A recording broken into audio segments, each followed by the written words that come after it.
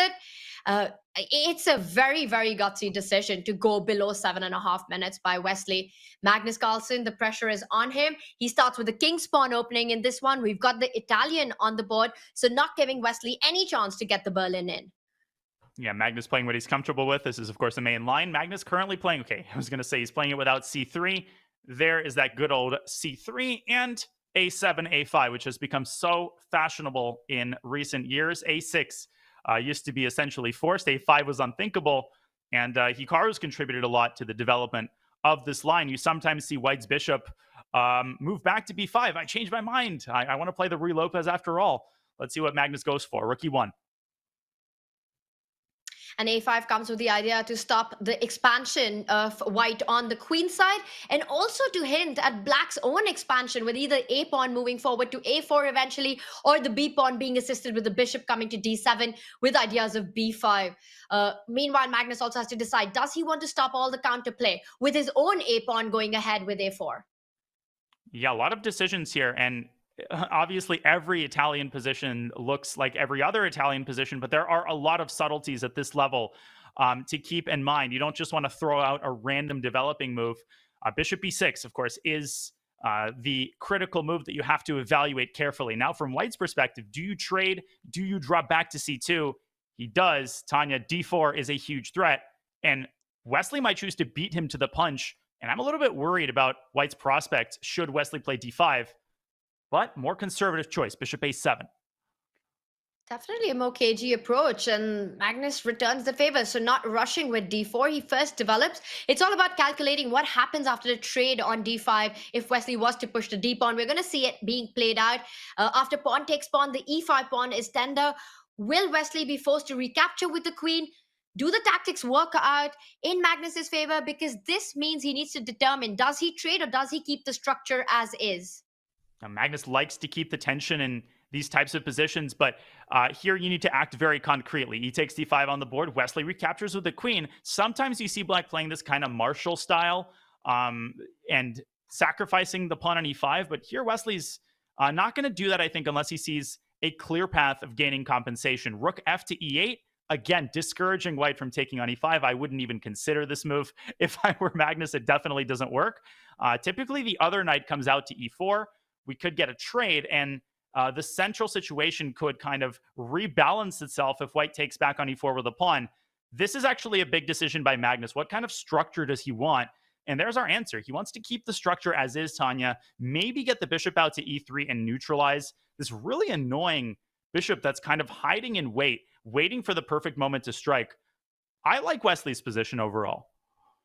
Magnus wants a non-symmetrical pawn structure, which is why he didn't go for the trade with that knight on e4. He reroutes it now to g3. Wesley finally does expand on the queen side. At some point, you have to trade off that bishop on a7. Bishop to e3. I think Magnus is just waiting, but we're going to see that move on the board, and it's been played now. The bishop on a7 is just such a strong piece that Black has. It needs to be out. It's done. But Daniel, I do like how healthy Wesley's position is right now. Yeah, I mean, if all of your pieces are on perfect squares, you can't be that much worse. Wesley's doing okay, but I'm keeping an eye on the clock. So far, Magnus has kept that approximately 2-minute time advantage. The bishop drops back to c8.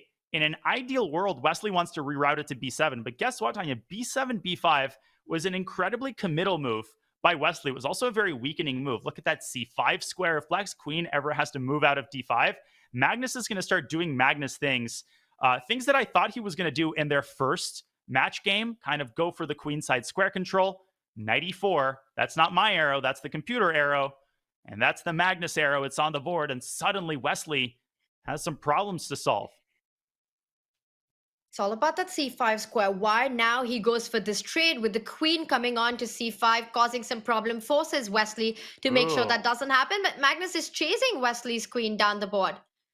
And if the queen keeps an eye on c5, Magnus will establish a rook on d5, and that might be even worse. So rook d5 here, that is vintage Magnus. And just look at the pressure he's exerting all of a sudden from nowhere. Man, if Wesley could take this b5 move back.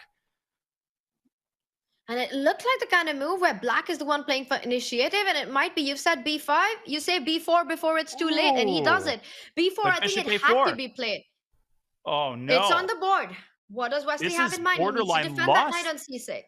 He's collapsing. I mean, his whole queen side is collapsing. The knight has no support. His pawns are falling.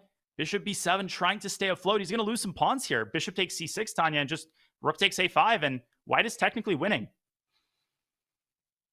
It looks like a healthy pawn. I'm trying to find a way to get to that central e pawn, but not easy at all. Magnus pauses. He's trying to see if there's something better. The e5 pawn will be hanging. The a5 pawn will be hanging. Or will Magnus just keep the pressure as is? Not go immediately to release the tension. We've seen him do that time and time again when he believes that the power of the pieces is more important than getting greedy in the position. The more he slows down, I wonder if he's looking for an alternative to picking up the pawn immediately. Well, he wants a knockout, and I don't blame him. It looks like a knockout might exist. Maybe he's looking at rook c5. At the same time, you don't want to overcook it. Just, take the material advantage, keep a time advantage. This is even more important, given that he's playing without a mouse, and just the professionalism in converting an advantage, taking some time, making sure that there's no forced win, and then saying, okay, no forced win. I checked all of the tactical moves. Let's cash in my chips. Magnus is nearly perfect at converting these types of positions. We may still see a queen land on c5, Tanya, because Wesley has to burn another tempo defending this pawn. At this point, he might as well just give it away. How easy did Magnus make it look so far? He's completely outclassed Wesley in this one. Unbelievable how quickly this all happened. Wesley was doing fine. He was bringing his pieces into the center, but b7, b5, right? When you play a move like that against Magnus, you have to make sure that it doesn't come back to bite you, and it most certainly has. Game is not over. Magnus still needs to convert this extra pawn. Well, he could just go into the kind of positions that he loves the most, trade off the queens off the board, forcing Wesley for that trade because the bishop on c6 is hanging as well. Queen takes c5, rook takes, but wow. Now Magnus has got these passes on that a file, the b pawn assisting it. It's over. Oh, he missed it. Rook a6, one apiece. Unbelievable. What was that? He's still completely winning, obviously. But let me just rewind this for a second. What on earth was that? Rook a6, rook e6, rook c1, and that would have been the end of the Armageddon. The bishop simply cannot be protected. Both players just forgetting that the bishop is pinned. Instead, Magnus goes at it from the other side. But now this gives Wesley a little bit of hope. He plays rook e6. Now Magnus back on track with b4. He's going to push this bishop out of c6. Tanya, white is winning, but you don't want to miss opportunities like that because, you don't want to keep this game going longer than it has to. Knight h4, by the way, here is an absolutely brutal maneuver. That might just seal the deal. I love it. I was going to suggest rook to c1 to get to the c7 pawn, and then you realize that there are some things to be careful about, like the hanging central e pawn. Magnus goes for the other idea that you pointed out, knight h4, knight f5. I just love his position right now. I mean, this is just incredible. He's up a pawn. Look at that knight on f5, the rook and the queen lined up. Yes, there's work to be done, but it should be easy for Magnus. He's sacrificing the a pawn to get to that c pawn. And this is what, I want to make clear about not over-sensationalizing these mutual blind spots. Yeah, Magnus could have won a piece, but guess what? He's converting this in the next best possible way. All of his other moves have been perfect. A4, such a heads-up move, realizing that the bishop is completely paralyzed. It's essentially pinned because you cannot afford to lose the c7 pawn. Just a few more accurate moves here required for Mr. Carlsen. And notice how he's kept a 2-minute time advantage this entire game as well. He's just outplayed Wesley completely. And it's not that you lose the c7 pawn. You're going to lose your king because the rook and the knight combine to put pressure on the g7 pawn, which is why that knight on f5 was such a key piece. Now Magnus frees up his other rook by defending the central pawn. Once the rook comes to c1, how on earth are you going to defend it? This is Wesley. He's just giving up. There's desperation on the camera. He shakes his head. He knows he's about to be out of the CrunchLabs Masters. Man, why don't I get positions like this against Wesley? Rook e to c1. Just take a moment and let your eyes adjust to that position. Of course, Magnus can also play b6, but he doesn't even have to rush with that move. He's taking time right now. He's savoring the moment. He knows the game is in the bag. He is just deciding how to best tighten the screws, how to best twist the knife here. Obviously, it's technically not over. Magnus needs to avoid mouse slips. He has to make sure that he finally gets this pawn up to a6 one way or the other. Okay, brings the rook back to c1. Time for the final stage, Tanya. He wants to play rook d1 and start swapping some of the heavy pieces to make it easier for these pawns to break the Maginot line, to break the last line of resistance here.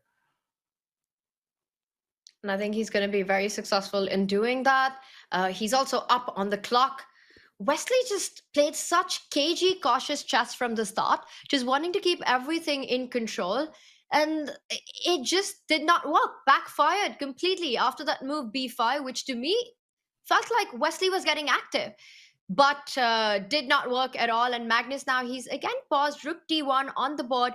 You trade that off. The c5 pawn, how are you defending that? I don't see a square for the queen to actually go Nope. somewhere and keep itself connected. He might be losing a second pawn in this position. Or even a rook. He's going to lose his soul here. And the last try by Wesley, this is a great try. Hoping for rook takes c8. Magnus says, I was not born yesterday. I'm going to round up that pawn. And I think we are watching Wesley So's last moments. This is resignable. He's 3 pawns down, nothing left of his counterplay. This was a wire-to-wire victory by Magnus. The one bold move that Wesley made this entire game, b7, b5, right? The one move that violated positional principles, Magnus makes him pay for that move for the rest of the game. He never failed to remind him, you played b5. That's what started everything on the queen side. Now there's no queen side left. Wesley's leaning back. He knows that this is all over. He's trying to look for counterplay by doubling up on the second rank, rook d2. But that knight on f5 can at any point come and defend the position. Magnus doesn't even allow that. You can't trade. You trade. That would allow the other rook to penetrate on the 8th rank. Rook c8 coming in, b8 coming in. I think there's a resignation coming in. There is a threat that there's a mate threat, actually. But Magnus, I think, will drop his knight back to e3. He can move his pawn up to g4.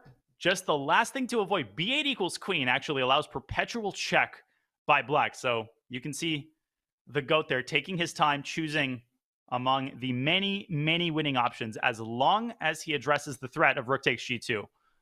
Knight h4, knight e3, g4. Nice. Just defend the pawn one way or the other, and then nothing can stop the queen side. But Magnus, I think he's trying to find the fastest way to victory. He chooses to keep the knight centralized.